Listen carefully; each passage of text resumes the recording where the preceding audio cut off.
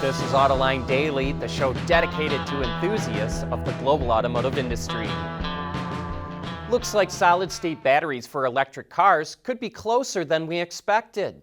Carlos Tavares, the CEO of Stellantis, says they plan to have solid-state batteries in production by 2026. Speaking to the Automotive Press Association for a virtual interview, he says they've already validated their technology for solid-state batteries. Stellantis is involved in a joint venture called ACC, or Automotive Cell Company, which includes Saft, the French battery maker. Before it comes out with solid-state batteries, Tavares says Stellantis will build 5 battery plants to make conventional lithium batteries. 3 of those will be in Europe, with at least 1 each in France and Italy. 2 will be in North America, possibly 1 in the US, and 1 in Canada. Tavares says they have to evaluate whether those plants can then be converted to make solid-state batteries. A few months back, Elon Musk announced Tesla would accept Bitcoin as payment for its vehicles. But then, a few weeks later, Musk changed his mind.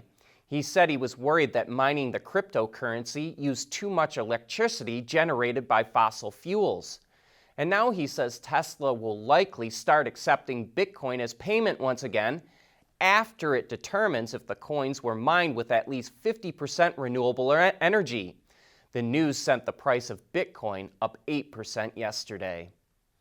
Over 20 years ago, China mandated that foreign automakers had to establish a joint venture with a Chinese car company if it wanted to make cars in China. Well, next year, it's going to drop that rule, and Volvo will be one of the first to take advantage.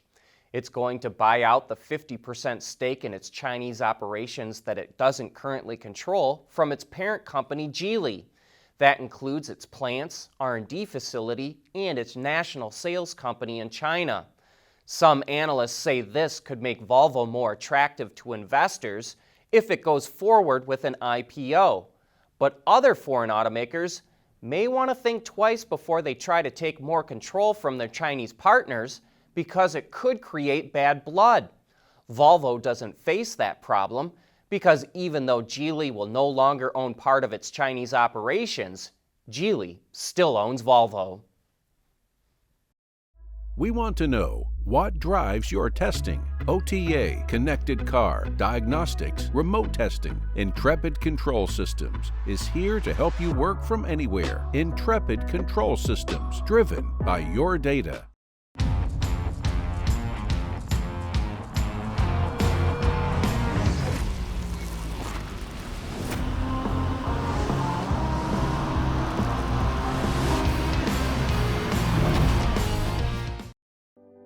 The age of silicones began at Wacker more than 70 years ago.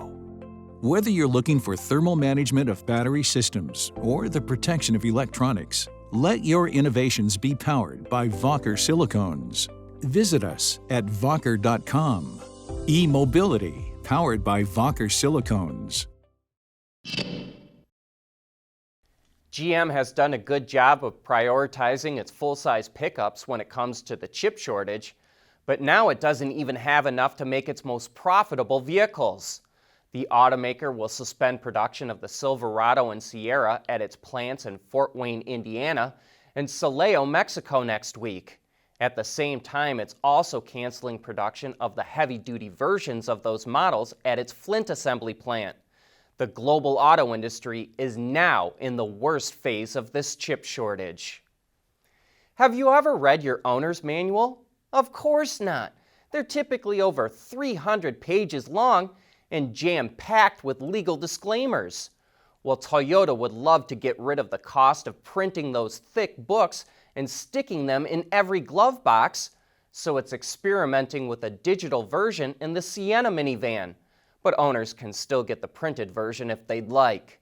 The digital version is powered by Google Cloud, it's app-based, and includes a voice-activated virtual assistant.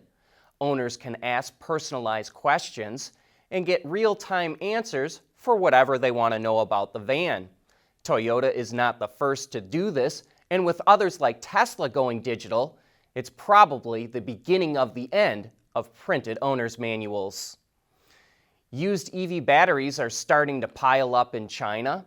The Global Times reports that there were 200,000 tons of used batteries in 2020, and that's expected to hit about 780,000 tons in 2025. Recycling those batteries is becoming a critical issue. Lithium batteries for EVs are expected to last 6 to 8 years, and the market to recycle them could reach $15.5 billion in China by 2025. But so far, those batteries are largely disassembled by hand in small workshops, so it's expensive. And if not done properly, it can lead to a lot of pollution. The Cutting Edge Technology Research Institute says one 20-gram cell phone battery can pollute 1 square kilometer for 50 years. Chinese experts are calling for government subsidies to make battery recycling faster, cleaner, and cheaper. And battery recycling will be the topic on Autoline After Hours this afternoon. We've got AJ Kochar, the CEO of Li-Cycle, coming on the show to talk about their new process to recycle batteries. It's impressive enough that General Motors formed a joint venture with Li-Cycle to recycle 100% of the material scrap from its EV batteries. We've also got a number of other topics we'll cover on the show. First, has Elon cracked the subscription code with FSD? Next, are Rivian's delays related to chips, or is making trucks hard? And finally, will Lucid's SPAC make it fully legit or just valuable? We'll join John and Gary as well as Joanne Muller as they explore what's going on in the automotive industry.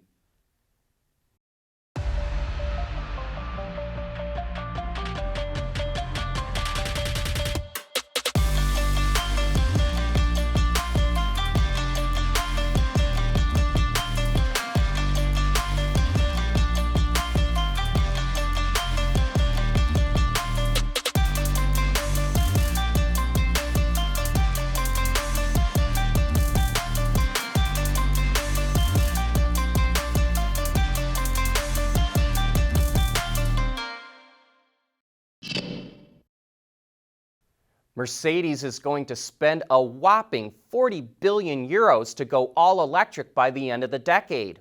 From 2025 on, it will have an all-electric version for every model it makes. Those vehicles will be built off 3 dedicated EV architectures, one for medium to large passenger vehicles, one for AMG, and one for vans and light commercial vehicles. Over 200 gigawatt hours of battery capacity will be needed to power all of those vehicles. Mercedes says it will open 8 cell manufacturing sites around the world, in addition to 9 plants that will be dedicated to making battery systems. The batteries will be highly standardized, which means the same pack can be used in 90% of its cars, SUVs, and vans. Mercedes will also bring electric motor production in-house and significantly expand its charging network. Even with all of the changes Mercedes is making, it still expects to maintain similar profit margins with BEVs as it does with ICEs.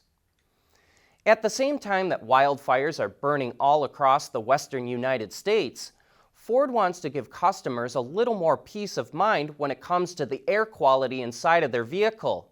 Starting in the 4th quarter of this year, a good percent of its lineup will come standard with a new cabin air filter. It's called Refresh 95 because it can remove at least 95% of some particles that are only 2.5 microns in size. For a little context, a human hair is about 70 microns in diameter. Particulates that are 2.5 microns or smaller can embed themselves in your lungs and lead to lung cancer. By the end of 2023, Ford says most of its lineup will use the new filter, and current customers with a compatible vehicle can buy them from their dealer for about $35. And that brings us to the end of today's show. Thanks for watching, and we'll be right back here again tomorrow.